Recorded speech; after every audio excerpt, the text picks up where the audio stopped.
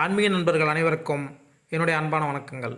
தமிழ் மாத ராசி பலன். மார்கழி மாதம். மார்கழி மாதத்தில் சூரியன் தனுசு ராசியில் பயணம் செய்வதால் தனுர் மாதம் என்று அழைக்கப்படுகிறது.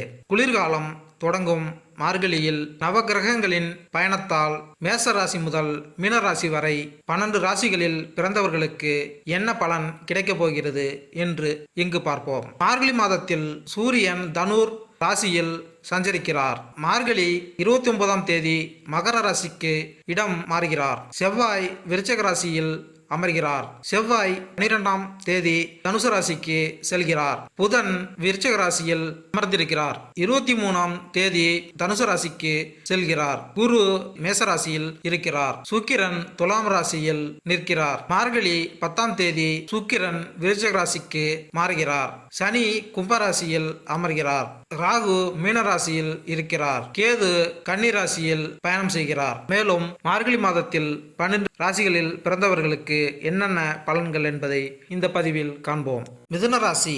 எதிர்ப்புகளை புத்திசாலித்தனத்தால் முறியடிக்கும் புதனை அதிபதியாக கொண்ட மிதுன ராசி அன்பர்களே, பொருளாதாரத்தில் சில சிக்கல்கள் சிரமங்களை சந்திப்பீர்கள். வரவுக்கு மேல் செலவு வந்து கடன் வாங்க வேண்டிய கட்டாயம் ஏற்படும். ரியல் எஸ்டேட் தொழிலில் அதிக லாபம் பெறுவீர்கள். தவறுதலாக வேறு ஒருவர் பெயருக்கு மாறி பட்டாவை மீட்டு நிலத்தை உரிமையாக்கி கொள்வீர்கள். திடீரென்று குடும்பத்தோடு ஆன்மீக சுற்றுலா செல்வீர்கள். கடுமையாக உழைத்து பொருளாதாரத்தில் முன்னேற்றம் அடைவீர்கள். அடுத்த மாதம் வீட்டில் நடக்கும் மங்கள நிகழ்ச்சிக்கான முன்னேற்பாடுகளை நண்பர்கள் மூலமாக செய்வீர்கள். தீபாவளி விற்பனையை செம்மையாக செய்த வியாபாரிகள் பொங்கலுக்கான ஜவுளி கொள்முதலில் இறங்குவீர்கள். கரும்பு வியாபாரிகள் செங்கரும்பை நடவு செய்து பொங்கலுக்கு விற்க தயார் நிலையில் இருப்பீர்கள். மிதுன ராசிக்கு இந்த மார்கழி மாதத்தில் வாழ்க்கையில் பல மாற்றங்களை கொண்டு வரும். உங்களின் குடும்ப உறுப்பினர்களுடன் மகிழ்ச்சியாக நேரத்தை செலவிட முடியும். இந்த மாதத்தில் நண்பர்களுடன் வேலை அல்லது சுற்றுலாவிற்கு செல்ல வாய்ப்புகள் அமையும். சாகச பயணங்கள் செய்ய வாய்ப்புள்ளது. அழகான இடங்களை ரசிக்கவும் உங்களுக்கு பிடித்த நண்பர்கள் உள்ளிட்ட சிலருடன் மகிழ்ச்சியாக நேரத்தை செலவிடவும் மன ஆறுதல் கிடைக்கவும் வாய்ப்புகள் கிடைக்கும்.